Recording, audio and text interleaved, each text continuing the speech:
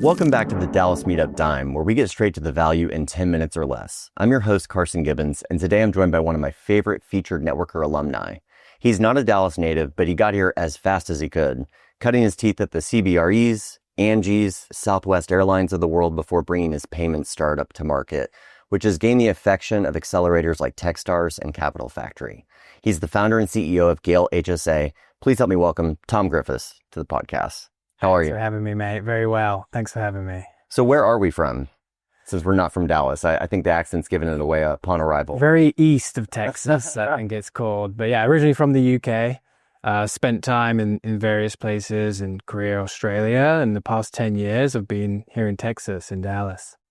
So who are you? Because are you a product guy, a developer, a CMO, a sales guy? I've seen you've had big corporate posts around town at the Fortune 5s of the world, and tell us more about kind of that career development arc. Yeah, I started off in marketing, and it was kind of an accident. It was like whichever job I could get, and it ended up being sort of a graphic design type job in marketing. Then I went into more strategic marketing, and then when I moved to the startup world, it went from marketing to growth. And growth actually included not just like acquiring new customers, but also activating them and retaining them, which then went into like product. So just naturally, just weaving through different jobs and different companies, I went from design to marketing into product. And I've done some technical stuff with various startups as well. So such as? Like a lot of, I was helped a Y Combinator company called Papa. I was a data engineer there, working on their data schema, working for their CTO. So I've looked on the technical side too. Seeing a lot of disparate skill sets coming out here, but marketing as a foundation and a basis, like the design, sounds like you kind of were the glue between all of these teams that needed to be cohesive in their go-to-market for something iterative. Yeah, I think all the skills I've learned in various roles have helped me. So like understanding designs, principles of design, storytelling and marketing helped me with product and, developing products. And then, changing these jobs slightly and evolving, I think like is very similar to entrepreneurship. It's like you just tackle the biggest problem in front of you. And when you're at a startup and you're working at a startup, or if you're an entrepreneur, it's like, hey, what's the biggest problem? Is it sales? Well, prior to starting Gale, I had never done B2B sales. And now it's like basically all I do. So it's like, you just wear the hat that fits and solve the biggest problem. How did we get to the point of incorporating Gale and going to market? Yeah, so I worked at an HSA startup called Starship, based out of New York. I was still here in Texas, and it got acquired by United Health Group shortly after. I joined sort of post-Series A, and there I learned all about the issues with HSA. And, there's $175 billion sitting in these accounts. There's, 70 plus million Americans that have access to these accounts, and yet nobody knows what's eligible. And nobody knows where they can spend the money. And even if they did, the retailers are unable to accept the payment method today. So, I saw that working at that company, and I was like, there's massive problems here. Health's getting more expensive. It's less affordable, less accessible. So I just kind of got enamored with this very, at the time, like niche market. And then, a couple of years ago now, we just decided to solve a problem in the space, and that's where Gale came from. It feels like a very capable go-to-market in so many different ways. Like you saw a problem, $175 billion in unused funds, you said? And you're essentially bringing together the players and streamlining the ability to use those funds for things that people actually need at the point of sale. That's exactly it. So it's like, instead of today, what you'd have to do is, you purchase something. Let's say it's a shoe insole or a smart ring. You have to then know it's eligible, and there's hundreds of thousands and millions of products that are eligible. Which shoe insole is and isn't eligible, who knows? And then you'd have to pay with your credit card and submit a reimbursement form with your HSA or FSA provider. And what we do exactly as you say is you just go to the checkout, you have a payment method there, you just punch in your HSA and FSA card and it automatically pulls the transaction. So that's like the problem we're solving for. Do you have a tertiary customer in this ecosystem where you have to get the merchant to actually provide the option at the point of sale, but then you actually need the awareness on the part of the consumer that they can utilize that? Like, what does that pass-through education look like? I look at us as B2B2C. Okay. So like our customer, certainly today, is the retailer, the merchant, but our user is the shopper. And it's no good if we can have the best sales process to retailers and merchants, but if the shopper doesn't understand like that the product's eligible, so they see that the product's eligible and they don't understand they can pay with their HSA or FSA, then the merchant piece is useless. So it's B2B2C, and then there are other players in the market too. You know, there's obviously the HSA providers, the payments companies. So it's a complex ecosystem that we have to kind of navigate to get this thing up and running. It's been a couple of years. Where are you in the process, I guess, from what you can publicly share in terms of clients, revenue, funds raised, or just overarchingly? Yeah, we haven't raised a bunch of cash. And to be honest with you, I've worked in various startups. Some spent cash just freely as if it was never ending. Pigs up, going out of style. I've always known I wanted to run a lean business. So we haven't raised a bunch of cash. We have a small team of under 10 people. And really the past 6 months, we've been off to the races. So we're well over 100 merchants live on our platform today.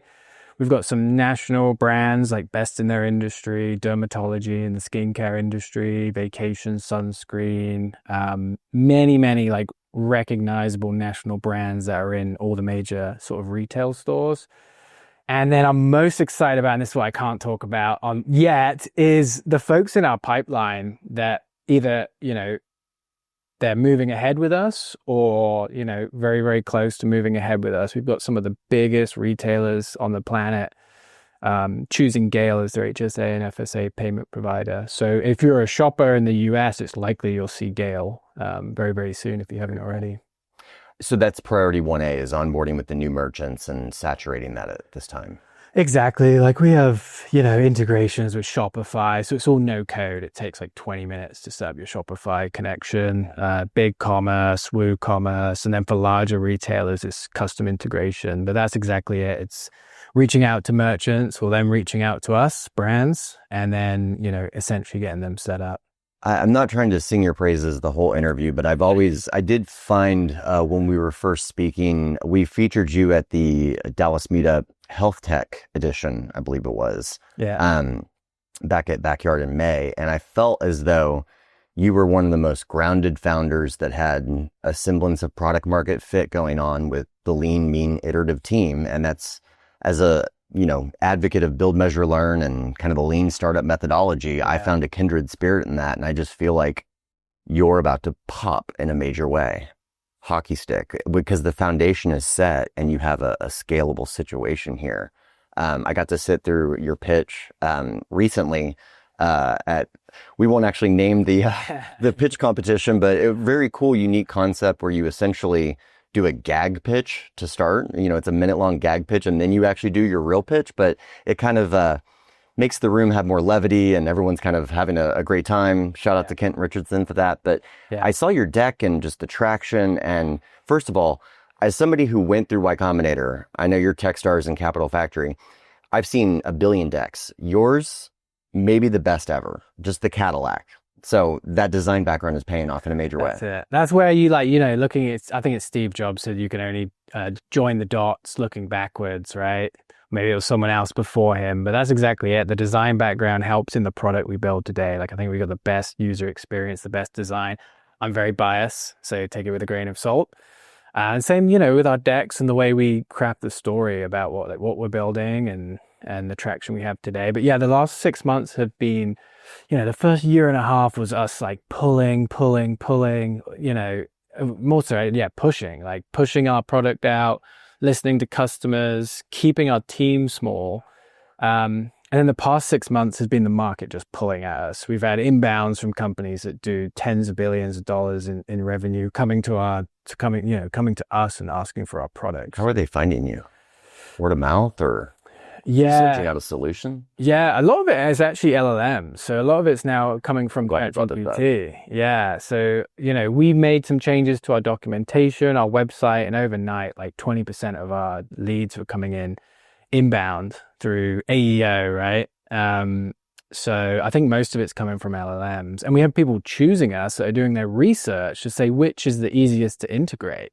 And we're coming up as the option there. So I just got turned on to a schema page that was like optimization for the AI LLM. Yeah, LLM.text and stuff. LLM.text? Yeah. I'm going to need your list after this because I think when we first spoke, you made me feel really bad about myself with 20 to 25% of inbound referral traffic was like ChatGPT oriented or originated. And I was like, that's not the legs of my referral stool.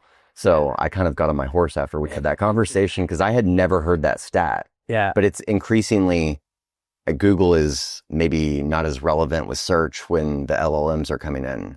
Yeah. Am I saying that properly? Yeah, I think so. I think like we still get search traffic, but also like the LLM traffic and opportunities that come through, they're actually more qualified. Like they're coming ready to buy. We had one of our largest merchants brands that we've signed reach out to us. They've already done all their research. They've got the docs summarized. They've compared us to our competitors all before reaching out. So they're reaching out like as buyers. Yeah. They're not reaching out to learn. It's like I go in ready to like pitch. And they're like, no, I just want to start today. We spend the rest of the 25 minutes. Yeah, exactly. That's a good problem to have. Tom, we've already gotten into overtime here on the Dallas Meetup Dime. What's your ask for our community? How could we, Broad Swath, help you in any way? Yeah, I think like retailers, introductions to brands, any brands that you use. When you think of like HSA eligible products, it's like sleep, fitness, nutrition. It's not just like doctors and dentists. It's all the, smart rings, the Whoop you're wearing.